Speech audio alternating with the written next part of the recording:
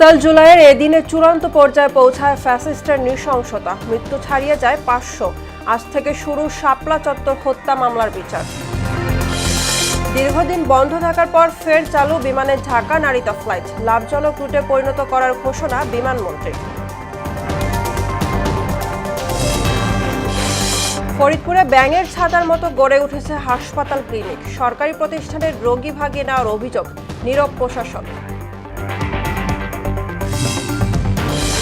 এবং কুষ্টিয়ায় অবৈধ রাইস মিলের কারণে চরম হুমকিতে পরিবেশ জীববৈচিত্র্য। টানা বৃষ্টিতে উত্তরবঙ্গে কাঁচা মরিচের ফলন বিপর্যয়।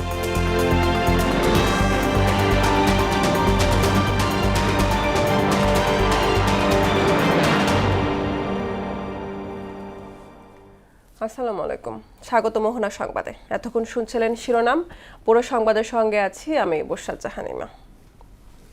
চা শিল্পের বিকাশ, উৎপাদন সক্ষমতা বৃদ্ধি এবং শিল্পের দীর্ঘদিনের সমস্যার সমাধানে প্রয়োজনীয় সহযোগিতার আশ্বাস দিয়েছেন প্রধানমন্ত্রী তারেক রহমান। রোববার দুপুরে সচিবালয় মন্ত্রিপরিষদ বিভাগে প্রধানমন্ত্রীর কার্যালয়ে দেশের চা শিল্পের উন্নয়ন নিয়ে আয়োজিত এক সভায় তিনি একথা বলেন। সভায় শিল্পের বর্তমান অবস্থা, উৎপাদন ব্যয় বৃদ্ধি সহ নানা চ্যালেঞ্জ প্রধানমন্ত্রীর সামনে তুলে ধরেন চা বাগানের মালিক ও প্রতিনিধিরা। এ সময় সংশ্লিষ্ট মন্ত্রণালয় ও প্রতিনিধিদের নিয়ে একটি কমিটি গঠনের নির্দেশ দেন সরকার প্রধান।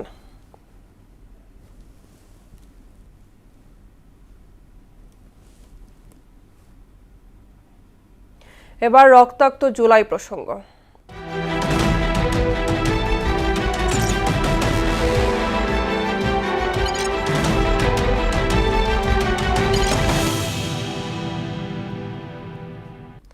কোটা সংস্কার আন্দোলন দমনে 2024 সালের 18 জুলাই থেকে নৃশংসতার চূড়ান্ত অধ্যায়ে পা রাখে ফ্যাসিস্ট হাসিনা সরকার।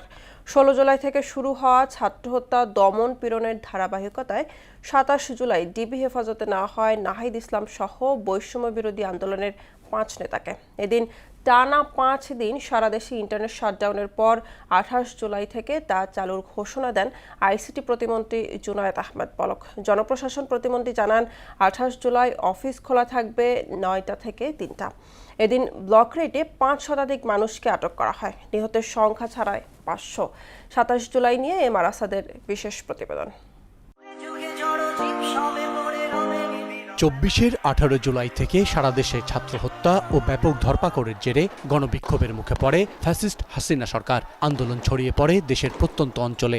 মানুষের দাবি আদায় সংগ্রাম বন্ধ করতে ইন্টারনেট শাটডাউন করা হয়। 27 জুলাই ইন্টারনেট চালুর ঘোষণা দিলেও হুমকি বন্ধ করেনি হাসিনা সরকার। ফেসবুক, টিকটক, ইনস্টাগ্রাম, ইউটিউব তাদেরকে শেষবারের মতো আমরা আসলে আমি বলবো যে হুঁশিয়ার করে দিতে চাই। এ সময় জারি করা হয় সান্ধ্য আইন। কারফিউর আড়ালে আইনশৃঙ্খলা বাহিনী ব্লক রেডের মাধ্যমে শুরু করে গণগ্রেফতার। থানায় অকথ্য নির্যাতন করা হয়েছে আমাদের উপরে, সারা রাত খাবার দেওয়া হয় নাই, না খেয়ে রাখা হয়েছে। এখন আবার রিমান্ড শুনানির জন্য আদালতে উঠানো হচ্ছে। 27 জুলাই আটক করা হয় আন্দোলনের আলোচিত মুখ নাহিদ ইসলাম সহ 5 নেতাকে। ডিবি হেফাজতে তাদের ওপর নেমে আসে নির্যাতনের খড়গ, দেয়া হয় আন্দোলন বন্ধের চাপ। এরপরও থেমে থাকেনি বাংলার আপামর জনতার প্রতিরোধ। ফ্যাসিস্ট জুলুমের বিরুদ্ধে মুখ খুলতে থাকেন সর্বস্তরের মানুষ। কত হাজার মানুষ মারিয়া লাইছেন, এটি সব আপনি বলানো কমপ্লিট আছে। প্রধানমন্ত্রী কি করবো? প্রধানমন্ত্রীর বড়টা আমি, আমার নাম রাশিদা। বিদেশে বাংলাদেশি মিশনগুলোতে প্রতিবাদ জানাতে শুরু করে প্রবাসী বাংলাদেশিরা। দেশে আন্দোলন দমনে হাসিনা সরকারের নিপীড়নের প্রতিবাদে সমাবেশ করেন তারা। আমাদের ট্যাক্সের টাকার হাত খায়, আবার আমাদেরকে খুন করে, আমাদেরকে কথা বলতে দেয় না। আন্দোলনের সমর্থনে রাজপথে নেমে আসেন সাধারণ মানুষ। নিজ সামর্থ্যের মধ্যে পাশে দাঁড়ান ছাত্র জনতার। রাজধানী সহ দেশের বিভিন্ন প্রান্তে গুরুত্বপূর্ণ স্থানের দখল নেয় ছাত্র জনতা। আন্দোলনকারীদের বিভ্রান্ত করতে আটক ছাত্র নেতাদের দিয়ে সাজানো বিবৃতি দেওয়ার নীলনকশা করে ফ্যাসিস্ট সরকার। কিন্তু তাতেও দমন করা যায়নি প্রতিরোধ সংগ্রামে নেমে পড়া ছাত্র জনতাকে। এমআর আসাদ, মোহনা সংবাদ। আজ শাপলা চত্বর হত্যা মামলার প্রতিবেদন দাখিল ও বিচার কার্যক্রম শুরু হবে। এ মামলায় গ্রেফতার আসামিরা হলেন সাবেক স্বরাষ্ট্র প্রতিমন্ত্রী শামসুল হক টুকু, অবসরপ্রাপ্ত মেজর জেনারেল জিয়াউল আহসান, সাবেক মন্ত্রী দীপুমণি, পুলিশের সাবেক মহাপরিদর্শক AKM শহীদুল হক, পুলিশের সাবেক ডিআইজি মোল্লা নজরুল ইসলাম, ৭১-এর ঘাতক দালাল নির্মূল কমিটির উপদেষ্টা মণ্ডলীর সভাপতি শাহরিয়ার কবির, সাবেক ডিআইজি আব্দুল জলিল মণ্ডল, সাংবাদিক ফারজানা রূপা ও মোজাম্মেল বাবু। এ মামলায় গত ১৪ মে সাবেক মন্ত্রী দীপুমণি, সাংবাদিক ফারজানা রূপা ও মোজাম্মেল বাবুকে গ্রেফতার দেখায় ট্রাইব্যুনাল। দীর্ঘ ১ বছরেরও বেশি সময় বন্ধ থাকার পর পুনরায় চালু হয়েছে বিমান বাংলাদেশ এয়ারলাইন্সের ঢাকা নারিতা সরাসরি ফ্লাইট। মধ্যরাতে হজরত শাহজালাল আন্তর্জাতিক বিমানবন্দরে ঢাকা নারিতা রুটের উদ্বোধন করেন বেসামরিক বিমান পরিবহন ও পর্যটন মন্ত্রী আফরোজা খানম। তিনি বলেন, ভবিষ্যতে এই রুট আর বন্ধ করার প্রশ্নই আসে না। রুটটি লাভজনক হবে এবং ইতোমধ্যে উদ্বোধনী ফ্লাইটের পাশাপাশি ফিরতি ও পরবর্তী ফ্লাইটগুলোর বুকিং সম্পন্ন হয়েছে বলেও জানান তিনি। ঢাকা নারিতা ফ্লাইট চালু হয় জাপান প্রবাসী বাংলাদেশিদের মধ্যে ব্যাপক উৎসাহ সৃষ্টি হয়েছে। সাভারের জাতীয় স্মৃতিসৌধে মহান মুক্তিযুদ্ধে আত্মদানকারী জাতির সূর্য সন্তানদের প্রতি শ্রদ্ধা জানিয়েছেন ভারপ্রাপ্ত রাষ্ট্রপতি অবসরপ্রাপ্ত মেজর হাফিজ উদ্দিন আহমেদ। রোববার বেলা 11:30টার দিকে সেখানে শ্রদ্ধা জানান তিনি। এ সময় ৩ বাহিনীর পক্ষ থেকে নতুন দায়িত্বপ্রাপ্ত রাষ্ট্রপতিকে গার্ড অফ অনার প্রদান করা হয়। পরে শহীদ রাষ্ট্রপতি জিয়াউর রহমান ও সাবেক প্রধানমন্ত্রী বেগম খালেদা জিয়ার সমাধিতেও শ্রদ্ধা নিবেদন করেন হাফিজ উদ্দিন আহমেদ। আরও জানাচ্ছেন হুমায়ুন কবির। ভারপ্রাপ্ত রাষ্ট্রপতি হিসেবে দায়িত্ব পালনের প্রথম দিনেই ব্যস্ত সময় পার করেন হাফিজ উদ্দিন আহমদ বীর বিক্রম।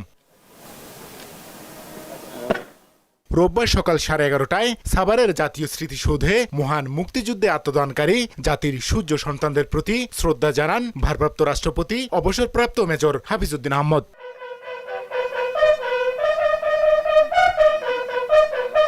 এ সময় ৩ বাহিনীর পক্ষ থেকে নতুন দায়িত্বপ্রাপ্ত রাষ্ট্রপতিকে গার্ড অব অনার প্রদান করা হয়। এরপর রাজধানীর জিয়া উদ্যানে বিএনপির প্রতিষ্ঠাতা সাবেক রাষ্ট্রপতি জিয়াউর রহমান ও সাবেক প্রধানমন্ত্রী বেগম খালেদা জিয়ার সমাধিতে শ্রদ্ধা নিবেদন করেন ভারপ্রাপ্ত রাষ্ট্রপতি হাফিজ উদ্দিন আহমদ। এই সময় তার সঙ্গে ছিলেন মুক্তিযুদ্ধ বিষয়ক প্রতিমন্ত্রী ইশরাক হোসেন। রোববার থেকে বঙ্গভবনে রাষ্ট্রপতির নিয়মিত দাপ্তরিক কার্যক্রম পরিচালনা করেন হাফিজ উদ্দিন আহমেদ। হুমায়ুন কবির, মোহনা সংবাদ, ঢাকা। গেল ১৫ বছরে আওয়ামী লীগ দেশের অর্থনীতিকে সম্পূর্ণ ধ্বংস করে দিয়েছে বলে মন্তব্য করেছেন এলজিআরডি মন্ত্রী মির্জা ফখরুল ইসলাম আলমগীর। তিনি বলেন, মৃতপ্রায় অর্থনীতিকে টেনে তুলতে তারেক রহমানের নেতৃত্বে কাজ করছে সরকার। রোববার দুপুরে রাজধানীর শেরেবাংলা কৃষি বিশ্ববিদ্যালয়ে আয়োজিত এক অনুষ্ঠানে এসব কথা বলেন মন্ত্রী। এ সময় প্রধানমন্ত্রীর শিক্ষা উপদেষ্টা ডক্টর মাহাদি আমিন বলেন, আজকের শিক্ষার্থীরাই হবে আগামীর বাংলাদেশের কাণ্ডারি। নাজমুল ইসলামের প্রতিবেদন। নবীন শিক্ষার্থীদের বরণ করে নিতেই এমন অনুষ্ঠানের আয়োজন করে শেরেবাংলা কৃষি বিশ্ববিদ্যালয়। অনুষ্ঠানে প্রধানমন্ত্রীর শিক্ষা উপদেষ্টা মাহাদি আমিন বলেন, আজকের শিক্ষার্থীরাই আগামীর বাংলাদেশের কর্ণধার হয়ে গড়ে উঠবে। তাই রাষ্ট্র পরিচালনায় তরুণদের চিন্তা, উদ্ভাবন ও আকাঙ্ক্ষাকে সর্বোচ্চ গুরুত্ব দিতে হবে। বর্তমান নির্বাচিত সরকার বিশ্বাস করে আগামীর বাংলাদেশের কাণ্ডারি আমাদের শিক্ষার্থীরা। আমাদের মূল উদ্দেশ্য রাষ্ট্র পরিচালনায় যেন আমাদের তারুণ্যের যে আকাঙ্ক্ষা, তারুণ্যের যে প্রত্যাশা, সেটা প্রতিফলন ঘটে। প্রধান অতিথির বক্তব্যে এলজিআরডি মন্ত্রী মির্জা ফখরুল ইসলাম আলমগীর বলেন, প্রায় ২০ কোটি মানুষের খাদ্য নিরাপত্তা নিশ্চিত করাই বর্তমান সরকারের প্রধান চ্যালেঞ্জ, যা মোকাবেলায় কৃষিখাত সংশ্লিষ্টদের নিতে হবে বড় দায়িত্ব। আমাদের দেশে এখন প্রায় ২০ কোটি মানুষ। এই ২০ কোটি মানুষের খাদ্য নিরাপত্তা যে চ্যালেঞ্জ, ফুড সিকিউরিটি যে চ্যালেঞ্জ, সেটা মোকাবেলা করা একটা বড় ব্যাপার। কৃষিতে যারা কাজ করেন, এরা আমার কাছে মনে হয় যে বাংলাদেশের সর্বশ্রেষ্ঠ মানুষ তারাই। আওয়ামী শাসনামলে দেশের ভঙ্গুর অর্থনীতির চিত্র তুলে ধরে তিনি বলেন, গেল ১৫ বছরে রাষ্ট্রীয় প্রতিষ্ঠানগুলো ক্ষতিগ্রস্ত হয়েছে। এসব প্রতিষ্ঠান পুনর্গঠন ও অর্থনীতিকে শক্তিশালী করাই বর্তমান সরকারের দায়িত্ব। আমরা দীর্ঘ ১৫ বছর, লাস্ট 15 ইয়ার্স, আমাদের ইকোনমিটা একদম র্যাভিশ, ধ্বংসপ্রাপ্ত হয়েছে, একেবারে ভেঙে দিয়েছে, চুরমার করে দিয়েছে। এখন এটাকে নতুন করে গড়ে তোলাটা খুব বড় চ্যালেঞ্জের। নেতিবাচক ধারা পরিহার করে দেশ ও মানুষের কল্যাণে সবাইকে ইতিবাচক ও জনমুখী রাজনীতি করার আহ্বানও জানান ফখরুল ইসলাম আলমগীর। দেশের কল্যাণের জন্য, মানুষের কল্যাণের জন্য, রাষ্ট্রের কল্যাণের জন্য। নাজমুল ইসলাম, মোহনা সংবাদ, ঢাকা। দেশ যখনই ক্ষতির সম্মুখীন হয়েছে এবং গণতন্ত্র বাধাগ্রস্ত হয়েছে তখনই বিএনপি পাশে দাঁড়িয়েছে বলে জানিয়েছেন সমাজ কল্যাণ মন্ত্রী অধ্যাপক ডক্টর AZM জাহিদ হোসেন। রোববার বিকেলে রাজধানীর ডিপ্লোমা ইঞ্জিনিয়ার্স ইনস্টিটিউটে জুলাই গণঅভ্যুত্থানে শহীদদের স্মরণে আয়োজিত এক সভায় প্রধান অতিথির বক্তব্যে তিনি কথা বলেন। ষড়যন্ত্রের বিরুদ্ধে সকলকে সজাগ থাকার আহ্বান জানিয়ে মন্ত্রী বলেন, পলাতক স্বৈরাচার সরকারের অনুসারীরা আশেপাশেই আছে, কোনো অবস্থাতেই তাদের পুনরুদ্ধারের সুযোগ নেই। সকল ধর্ম বর্ণ নির্বিশেষে সকল মানুষের অধিকার সংরক্ষণের দলের নাম বাংলাদেশ জাতীয়তাবাদী দল। আমাদের বর্তমান প্রধানমন্ত্রী জনাব তারেক রহমানের নেতৃত্বে বাংলাদেশের আগামীর বাংলাদেশ অর্থাৎ একটি মানবিক এবং অন্তর্ভুক্তিমূলক বাংলাদেশ হবে, যেখানে সুশাসন থাকবে, অন্যায় দুর্নীতি স্বৈরাচারের কোনো সুযোগ থাকবে না এবং মানুষ মাথা উঁচু করে থাকবে। নিয়মনীতি উপেক্ষা করে ফরিদপুর শহরে যত্রতত্র ব্যাঙের ছাতার মতো গজিয়ে উঠেছে হাসপাতাল, ক্লিনিক ও ডায়াগনস্টিক সেন্টার। মজার ব্যাপার হলো, জেলার শীর্ষ চিকিৎসা সেবাদাতা প্রতিষ্ঠান ফরিদপুর মেডিকেল কলেজ হাসপাতালের পাশে এসব অবৈধ প্রতিষ্ঠান গড়ে উঠলেও দেখার জন্য কেউ নাই। চৌকস দালালের মাধ্যমে সুকৌশলে সরকারি হাসপাতালে সেবা প্রত্যাশী রোগী ভাগিয়ে এনে চলছে এগুলোর কার্যক্রম। ফরিদপুর থেকে আশিস পোদ্দার বিমানের তথ্যচিত্রে জানাচ্ছেন ডলি বিনতে মনোরা। স্বাস্থ্য বিভাগের নির্দেশনায় সরকারি হাসপাতালের ৩০০ গজের মধ্যে কোনো বেসরকারি হাসপাতাল, ক্লিনিক বা ডায়াগনস্টিক সেন্টার স্থাপনে নিষেধাজ্ঞা থাকলেও ফরিদপুর মেডিকেল কলেজ হাসপাতালের ২০ গজের মধ্যেই রয়েছে ডজন খানেক বেসরকারি ক্লিনিক, ডায়াগনস্টিক সেন্টার। দালাল চক্রের মাধ্যমে দূর দূরান্ত থেকে আসা মেডিকেল কলেজ হাসপাতালের চিকিৎসা প্রত্যাশীদের ভাগিয়ে নিয়ে চলছে তাদের কার্যক্রম।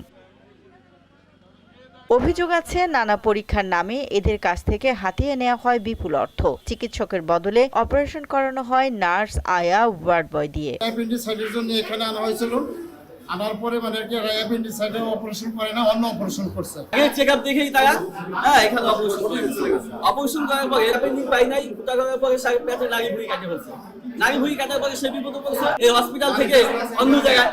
ফেলছে। প্রশাসন মাঝে মধ্যে অভিযান চালিয়ে এদেরকে জরিমানা করলেও কিছুদিন পর আবারও একই ধারায় ফিরে আসে তারা। প্রাইভেট ক্লিনিকগুলোতে যে দুর্ঘটনাগুলো ঘটছে, এই দুর্ঘটনার কারণে আমাদের ফরিদপুরের স্বাস্থ্যসেবার মান নিয়ে নানান প্রশ্ন উত্থাপিত হয়েছে। নিম্ন শ্রেণী গ্রাম থেকে আসি, আসার পর এটা দালালে খপ্পরে করে অপারেশন করে দিচ্ছে। অপারেশন থিয়েটার প্রস্তুত না, ওই এক্সরে রুম সঠিক না, কিন্তু সেখানেই রোগীদের ধরে এনে অপারেশনের নামে প্রহসন করা হচ্ছে। ছাড়পত্রবিহীন এসব প্রতিষ্ঠানের বিরুদ্ধে ব্যবস্থা নিতে সংশ্লিষ্টদের তাগিদ দিয়েছে স্থানীয় পরিবেশ দপ্তর। কিছু প্রতিষ্ঠান আছে যেগুলো এখনো ছাড়পত্রের জন্য আবেদন করা হয়নি।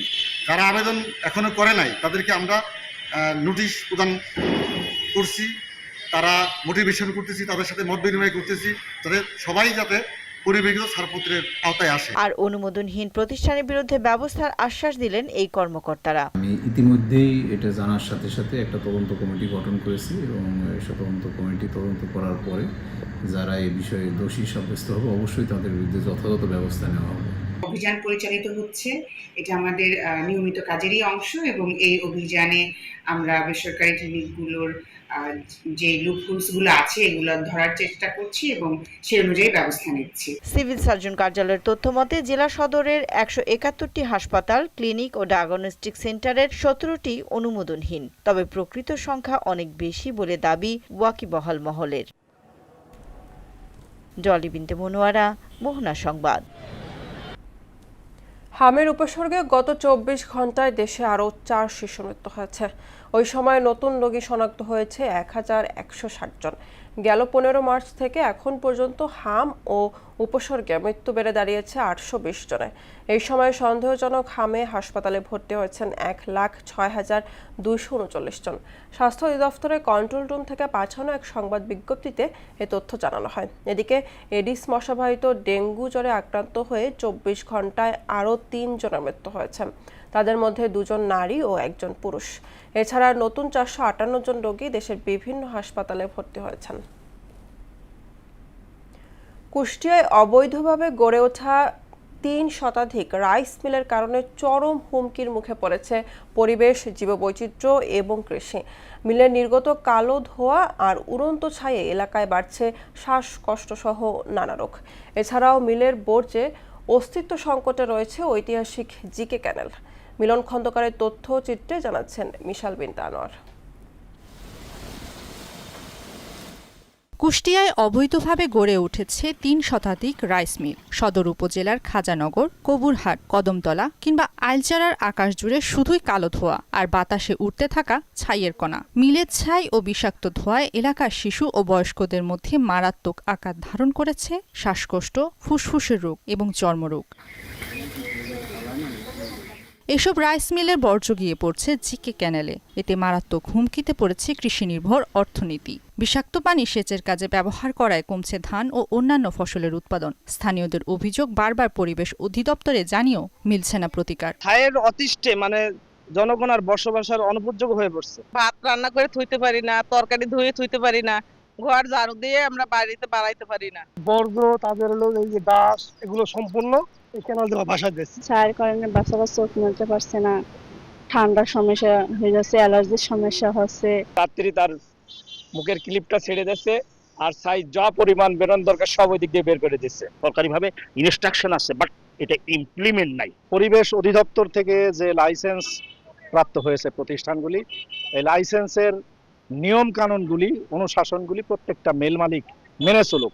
তবে পানি উন্নয়ন বোর্ড ও পরিবেশ অধিদপ্তর বলছে, নিয়ম ভাঙলে কাউকে ছাড় দেয়া হবে না। যে পরিমাণ বজ্র এইগুলোতে আসে, মিলগুলোতে আসে, সেই বিষয়ে আমি তাদেরকে পত্র প্রেরণ করছি যে এই ধরনের বজ্র ফেলে যদি খালের এই ধরনের বন্ধ করা হয় তাহলে তাদের বিরুদ্ধে আইনগত ব্যবস্থা গ্রহণ করা হবে। 50টির মতো ছাড়পত্র রয়েছে এবং 10টির মতো প্রতিষ্ঠানে কোনো ছাড়পত্র নেই। এদের মধ্যে যে প্রতিষ্ঠানগুলো দূষণ করছে এবং করার উপক্রম হয়েছে সেই প্রতিষ্ঠানগুলোর বিরুদ্ধে আমরা ব্যবস্থা গ্রহণ করেছি। যত্রতত্র গড়ে ওঠা অবৈধ রাইস মিল উচ্ছেদে কর্তৃপক্ষের কার্যকর পদক্ষেপ দেখতে চান ভুক্তভোগীরা।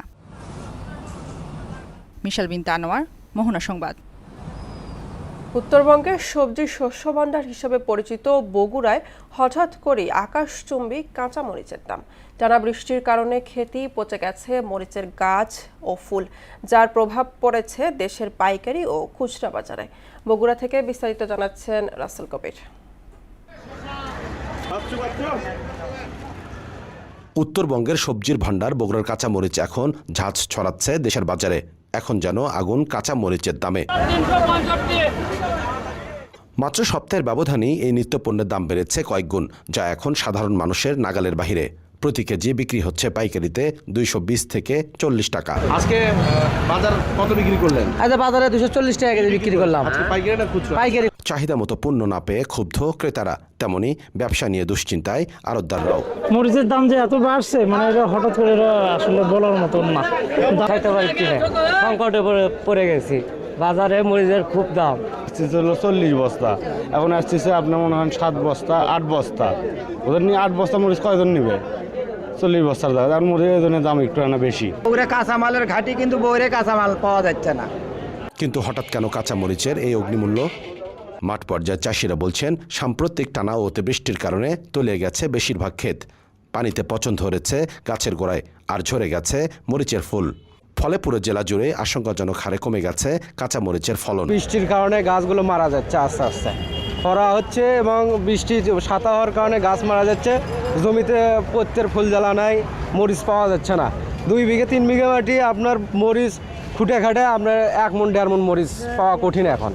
আসলে আমাদের মরিচের ভিতরে মরিচ নাই, কারণ বৃষ্টিতে মরিচের গাছ নষ্ট হয়ে গেছে। বৃষ্টির পানি আটকে মরিচের গাছ মরে গেছে। কিন্তু আসলে জমিতে যদি না থাকে তাহলে বাজারে তো দাম বাড়বেই। আবহাওয়া অনুকূলে থাকলেও বাজারে কবে নাগাদ স্বস্তি ফিরবে তা নিশ্চিত নয়। তবে কৃত্রিম সংকট রুখতে এখনই কঠোর বাজার তদারকির দাবি সাধারণ ভোক্তাদের। রাসেল কবির, মোহনা সংবাদ, বগুড়া। যোগাযোগ সহজ করার স্বপ্ন নিয়ে শুরু হয়েছিল মুন্সিগঞ্জের মোল্লাবাজার সেতুর নির্মাণ কাজ, কিন্তু দীর্ঘ 9 বছর পেরিয়ে গেলেও আলোর মুখ দেখেনি গুরুত্বপূর্ণ এই সেতু। ফলে প্রতিদিন হাজারো মানুষকে পোহাতে হচ্ছে চরম দুর্ভোগ। মোহাম্মদ সুজনের তথ্যচিত্রে তাহসিন তারিনের রিপোর্ট। মুন্সিগঞ্জের সিরাজদি খান উপজেলা ও দক্ষিণ কেরানীগঞ্জের মধ্যে সংযোগ স্থাপনের লক্ষ্যে ধলেশ্বরী নদীর শাখার ওপর শুরু হয় 252 মিটার দৈর্ঘ্য মোল্লাবাজার সেতুর নির্মাণ কাজ। 33 কোটি 27 লাখ টাকা ব্যয়ে 2018 সালে শুরু হওয়া প্রকল্পটি 2020 সালের ডিসেম্বরের মধ্যে শেষ হওয়ার কথা ছিল, কিন্তু নির্ধারিত সময়ের পর পেরিয়ে গেছে বহু বছর। এখনও যান চলাচলের জন্য প্রস্তুত হয়নি সেতুটি। স্থানীয়দের অভিযোগ, হাউজিং, কোম্পানি জমি সংক্রান্ত জটিলতা, সিন্ডিকেটের প্রভাব এবং সংশ্লিষ্টদের উদাসীনতা সহ নানা কারণে আটকে আছে সেতুর কাজ। এতে একদিকে যেমন বাড়ছে যাতায়াত খরচ, অন্যদিকে খেয়া পারাপারে প্রতিদিন নষ্ট হচ্ছে সময়। নানান কয়েকটা থানার লোক এদিক আসা দেওয়া কোন এমপি আয়া পরিদর্শন করে চলে যায়, হ্যাঁ আমরা করে দিব, আর ওদিকে এমপি আছে, হ্যাঁ করে দিব, এরকমই আর কি। জনগণের ভোগান্তি তো আর কেউ দেখে না। বরাবর আসা যাওয়া করা যায় না, বরাবর ঢাকা আসা যাওয়া ইচ্ছা করলে রুগী নিয়ে যাওয়া যায় না। এটি সরকারের কাছে আকুল আবেদন, সরকার যেহেতু সুদৃষ্টি করে। আমরা ছোটবেলা থেকে দেখে আসছি যে এখান থেকে একটা ব্রিজ হওয়ার সম্ভাবনা, আমাদের শুধু আশ্বাসই দিয়ে যাচ্ছে, কিন্তু কোনো কিছু হচ্ছে না। যথাযথ কর্তৃপক্ষের কাছে অনুরোধ জানাচ্ছি যাতে যত তাড়াতাড়ি সম্ভব এই মোল্লাবাজার ব্রিজটা উদ্বোধন করে এবং এটা করার জন্য যাতে যথাযথ পদক্ষেপ গ্রহণ করে।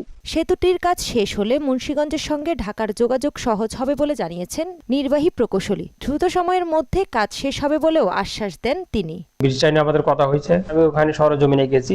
ওই ব্রিজটা হয়ে গেলে দেখা যাচ্ছে যে ওদের চেয়ে আমাদের এই যে মুন্সিগঞ্জের বিশেষ করে সিরাজদি খান, শ্রীনগর এই দিকের লোকগুলো খুব সহজে যাতায়াত করতে পারবে। 9 বছর অপেক্ষার পরও স্বপ্নের সেতু বাস্তবায়ন না হওয়ায় ক্ষোভ বাড়ছে স্থানীয়দের মধ্যে। এখন তাদের দাবি আর কোনো প্রতিশ্রুতি নয়, দ্রুতই চালু করা হোক মোল্লাবাজার সেতু। তাহসিন তারিন, মোহনা সংবাদ। এবার সারা দেশে অনুষ্ঠিত সভা সমাবেশ নিয়ে প্রতিনিধিদের পাঠানো তথ্য ও চিত্র ডেস্ক রিপোর্ট। 2025-26 অর্থবছরে প্রণোদনা কর্মসূচির আওতায় ফেনীতে ক্ষুদ্র ও প্রান্তিক কৃষকদের মাঝে বিনামূল্যে বীজ ও রাসায়নিক সার বিতরণ করা হয়েছে। বাংলাদেশ হরিজন ঐক্য পরিষদের 29তম প্রতিষ্ঠা বার্ষিকী উপলক্ষে হরিজন জনগোষ্ঠীর অধিকার, মর্যাদা ও জীবন জীবিকার উন্নয়নের দাবিতে ফরিদপুরে মানববন্ধন ও স্মারকলিপি প্রদান কর্মসূচি পালিত হয়েছে। দূষণমুক্ত নারায়ণগঞ্জ এবং ডেঙ্গু প্রতিরোধে জনসচেতনতা বৃদ্ধির লক্ষ্যে জেলা প্রশাসনের উদ্যোগে বর্ণাঢ্য র্যালি অনুষ্ঠিত হয়েছে। চাঁপাইনবাবগঞ্জে শিক্ষার্থীদের মাঝে গাছের চারা বিতরণ করেন প্রধানমন্ত্রীর বিশেষ সহকারী ডক্টর সাইমন পারভেজ। সিরাজগঞ্জে বৃক্ষরোপণ অভিযান ও বৃক্ষমেলার উদ্বোধন করেন সিরাজগঞ্জের জেলা প্রশাসক মোহাম্মদ আমিনুল ইসলাম। বান্দরবানে গ্রাউস ও ওয়ার্ল্ড ভিশনের যৌথ উদ্যোগে বন্যা কবলিত পরিবারের মাঝে নগদ অর্থ ও হাইজিন সামগ্রী বিতরণ করা হয়েছে। সিরাজগঞ্জের শাহজাদপুরে রবীন্দ্র বিশ্ববিদ্যালয়ে বাংলাদেশের 10ম প্রতিষ্ঠাবার্ষিকী উপলক্ষে বর্ণাঢ্য র্যালি ও আলোচনা সভা অনুষ্ঠিত হয়েছে। পঞ্চগড়ে মাস্টার রোল কর্মচারীদের চাকরি স্থায়ীকরণের দাবিতে মানববন্ধন স্মারকলিপি প্রদান কর্মসূচি পালিত হয়েছে। বাগেরহাট জেলা আইনজীবী সমিতির সদস্য অ্যাডভোকেট নিজামুদ্দিন শান্তকে নৃশংসভাবে হত্যার প্রতিবাদে বিক্ষোভ মিছিল ও প্রতিবাদ সমাবেশ করেছে সিরাজগঞ্জ জেলা আইনজীবী সমিতি। 5 বছরে 25 কোটি বৃক্ষরোপণের কর্মসূচির অংশ হিসেবে নওগাঁয় বৃক্ষরোপণ ও বিভিন্ন গাছের চারা বিতরণ সভা অনুষ্ঠিত হয়েছে। সাতক্ষীরায় সাইক্লোন শেল্টারের প্রবেশগম্যতা বিষয়ক ফলাফল উপস্থাপন ও কর্মশালা অনুষ্ঠিত হয়েছে। চাঁপাইনবাবগঞ্জে জেলা বৃক্ষরোপণ অভিযান ও বৃক্ষমেলা 2026-এর উদ্বোধন উপলক্ষে আলোচনা সভা অনুষ্ঠিত হয়েছে। সিরাজগঞ্জের রায়গঞ্জে পুলিশ নারী হেল্প ডেস্কের সেবা সম্পর্কে অবহিতকরণ এবং জেন্ডার ভিত্তিক সহিংসতা বা জিবিবি প্রতিরোধে সচেতনতামূলক সভা অনুষ্ঠিত হয়েছে। কেরানীগঞ্জে আগারনগর উচ্চ বিদ্যালয়ের নবগঠিত এডহক কমিটিকে সংবর্ধনা প্রদান করা হয়েছে। জামালপুরে মাস্টার রোল কর্মচারীদের চাকরি স্থায়ীকরণের দাবিতে মানববন্ধন স্মারকলিপি প্রদান ও কর্মসূচি পালিত হয়েছে। ময়মনসিংহের ভালুকা উপজেলায় পাড়াগাঁও এলাকায় বিভ্রান্তিকর মানববন্ধন, মিথ্যা মামলা ও অপপ্রচারের প্রতিবাদে সংবাদ সভা অনুষ্ঠিত হয়েছে। জয়পুরহাটের 5 বিবি দারুল ইসলাম একাডেমির আয়োজনে অভিভাবক শিক্ষার্থী সমাবেশ, বার্ষিক ক্রীড়া প্রতিযোগিতা ও বৃত্তিপ্রাপ্ত শিক্ষার্থীদের মাঝে পুরস্কার বিতরণ করেন নির্বাহী কর্মকর্তা কাশপিয়া তাসরিন। সাতক্ষীরা 4 আসনে জামায়াতের বহিষ্কৃত নেতা ও সংসদ সদস্য গাজী নজরুল ইসলামের পদত্যাগের দাবিতে বিক্ষোভ মিছিল ও প্রতিবাদ সমাবেশ অনুষ্ঠিত হয়েছে। জামালপুরের ইসলামপুর উপজেলার চরপুটিমারি ইউনিয়নে এক গৃহবধূকে ধর্ষণের অভিযোগের প্রতিবাদে মানববন্ধন অনুষ্ঠিত হয়েছে। খেলার খবর ক্রিকেট। অস্ট্রেলিয়ার বিপক্ষে টেস্ট সিরিজ সামনে রেখে দল ঘোষণা করেছে বিসিবি। ইনজুরির কারণে দলে নেই নাহিদ রানা ও লিটন দাস। 2 তারকার অনুপস্থিতিতে ফিরেছেন জাকের আলী অনিক, সৌম্য সরকার। চমক হিসাবে আছেন পেসার মুশফিক হাসান।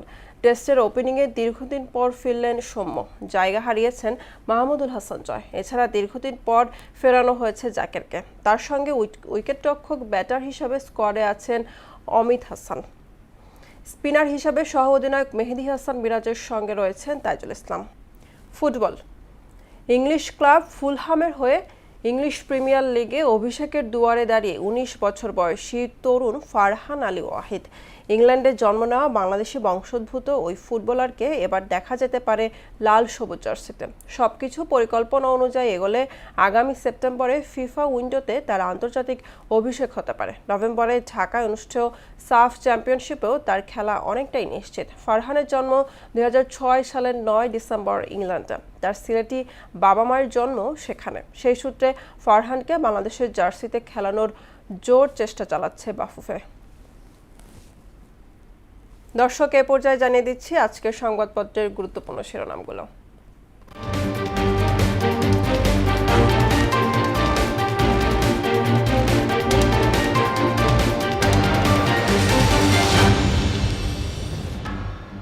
প্রথম আলো শিরোনাম করেছে, সরকারি প্রতিষ্ঠানের শীর্ষ পদে দলীয় লোক নিয়োগ নিয়ে প্রশ্ন। বেশিরভাগ শুটার তালিকার বাইরে উঠে এসেছে অনুসন্ধান প্রতিবেদনে। গ্যাসের ভোগান্তি কমেনি, বেড়েছে লোডশেডিং। দৈনিক ইত্তেফাক শিরোনাম করেছে, গ্যাসের জন্য হাহাকার। শাহাবুদ্দিন শেখ হাসিনা ফোনালাপের তথ্য নেই বলছেন স্বরাষ্ট্রমন্ত্রী। সেনা সদর নির্বাচনী পর্ষদ 2026-এর উদ্বোধন। সশস্ত্র বাহিনীর আধুনিকায়নের রূপরেখা প্রণয়নের কাজ চলছে বললেন প্রধানমন্ত্রী। সমকাল শিরোনাম করছে, বদলে যাচ্ছে পাবলিক পরীক্ষার খাতা মূল্যায়ন পদ্ধতি, এইচএসসি থেকে কার্যকর। শাহাবুদ্দিন সমাচার। সরকারি চাকরিজীবীদের পে স্কেল পিছিয়ে যাচ্ছে। বাংলাদেশ প্রতিদিন শিরোনাম করেছে, কি হবে বিদায়ী রাষ্ট্রপতির। পতাকাবিহীন গাড়িতে ছেড়েছেন বঙ্গভবন, এখন গুলশানের গ্রিন ভিলায় শাহাবুদ্দিন। সেনা সদর নির্বাচনী পর্ষদ উদ্বোধনী সভায় প্রধানমন্ত্রী। আধুনিক ও প্রযুক্তি নির্ভর সেনাবাহিনী গড়তে সরকার বদ্ধপরিকর। যুগান্তর শিরোনাম করেছে, জোরালো হচ্ছে তদন্তের দাবি, অনেক গুরুতর প্রশ্নের মুখে শাহাবুদ্দিন। দায়িত্বে 22 জন, পূর্ণমেয়াদে 4, রাষ্ট্রপতির মুকুটে বিতর্কের কাঁটা। সরবরাহ কমায় পরিস্থিতি আরও অবনতি, গ্যাস সংকটে ক্ষতিগ্রস্ত 2500 শিল্প কারখানা। আমার দেশ শিরোনাম করেছে, 8000 কোটি টাকা গচ্চার দায় কার। চুপ্পুর বিরুদ্ধে ট্রাইব্যুনালে 2 অভিযোগ, ছাড়লেন বঙ্গভবন। ট্রাইব্যুনালে মেজর সাজ্জাদের জবানবন্দি, বন্দির মাথা ব্রিজের রেলিংয়ে ঠেকিয়ে গুলি করে হত্যা করে জিয়াউল। দর্শক, এই ছিল আজকের সংবাদপত্রের গুরুত্বপূর্ণ শিরোনামগুলো। শেষ করব মোহনা সংবাদ, যাবার আগে শিরোনামগুলো আরও একবার।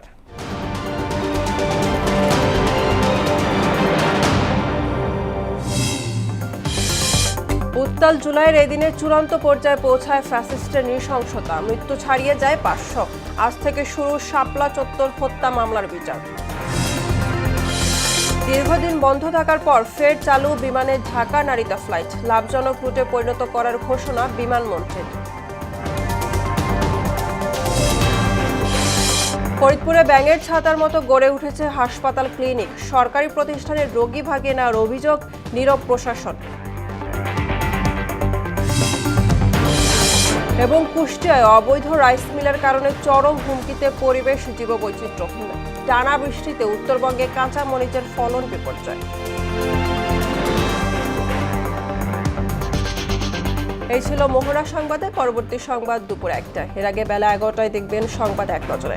মোহনার সবশেষ খবর সবার আগে জানতে ভিজিট করুন www.mohana.tv। সংবাদ দেখতে পারেন ফেসবুক, ইউটিউব। এতক্ষণ সঙ্গে থাকার জন্য ধন্যবাদ।